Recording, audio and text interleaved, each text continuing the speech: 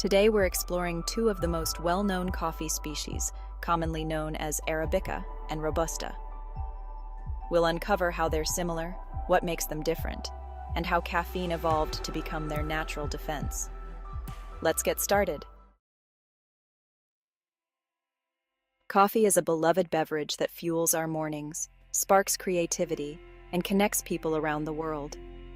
But did you know that the majority of the coffee we drink comes from just two species, Arabica and Robusta? These coffee plants are both part of the genus Coffea in the Rubiaceae family, but they've evolved in fascinatingly different ways. Let's start with what they share. Arabica and Robusta have a common ancestry. Both belong to the genus Coffea, meaning they share a significant portion of their genetic material. This genetic similarity allows them to produce coffee beans with common features, such as caffeine, a wide range of volatile organic compounds, VOCs, and chlorogenic acids. Both species produce caffeine, an alkaloid compound. Caffeine plays a major role not just in our morning pick-me-up, but in protecting the coffee plants themselves. However, this is where one of their most fascinating differences comes into play. Did you know that caffeine isn't just for us coffee drinkers? It's a natural pesticide. In the plant world, caffeine evolved as a defense mechanism to protect coffee plants from insects and fungi. Here's how it works. Caffeine disrupts the nervous systems of insects, causing them to become disoriented, paralyzed, or even die. This protective strategy has been so effective that it's one of the reasons coffee plants have been able to thrive for so long. So, how do Arabica and Robusta differ when it comes to caffeine? Well, it's all about environmental adaptation.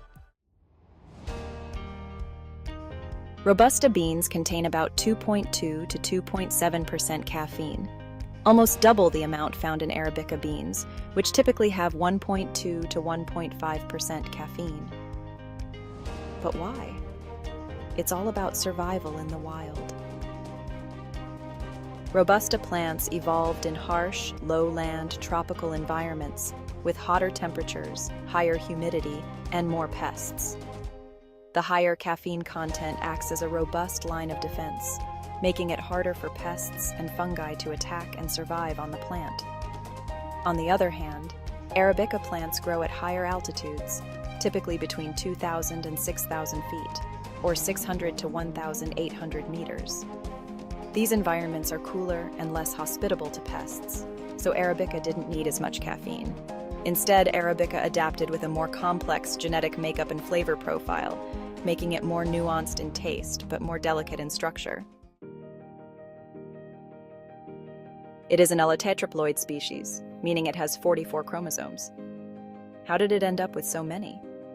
According to recent evidence, around 610,000 to 1 million years ago, a natural hybridization occurred between two diploid species, Coffea canephora, or Robusta, and Coffea eugenioides.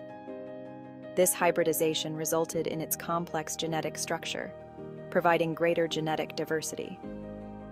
This diversity has been crucial for its adaptation to high-altitude climates, where it faces stressors like cooler temperatures and higher UV radiation. In contrast, Robusta has 22 chromosomes and is genetically simpler. This makes Robusta more resistant to diseases and pests, but also gives it a less complex flavor profile. Despite these differences, Arabica and Robusta share many structural and physiological traits. Both are evergreen shrubs or small trees with glossy, dark green leaves. They produce beautiful white, fragrant flowers that attract pollinators, and both yield cherries that enclose the coffee beans we know and love. Both species also prefer well-draining, nutrient-rich soils. However, while Robusta is more tolerant of drought, both plants require a consistent water supply and benefit from some shade. Now let's talk flavor. Arabica is known for its smooth, sweet, and complex flavor profile, with notes of fruit, flowers, and sugar.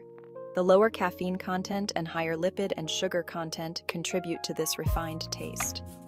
Robusta, on the other hand, has a stronger, more bitter, and earthier flavor.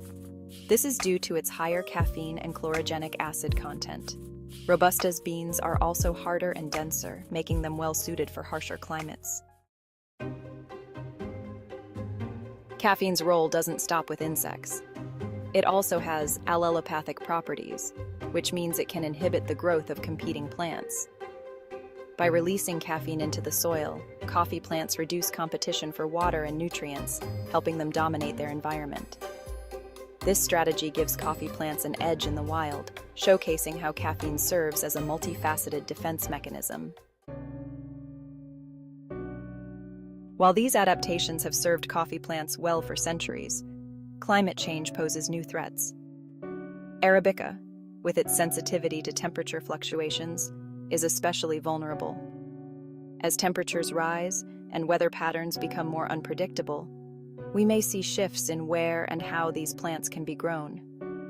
Robusta's resilience gives it an advantage in some cases, but even it isn't immune to the effects of climate change. That's why understanding these species is more important than ever. And there you have it, the intricate world of Arabica and Robusta, from their shared ancestry to their distinct evolutionary paths. Next time you sip your cup of coffee, you'll have a deeper appreciation for what's in your mug.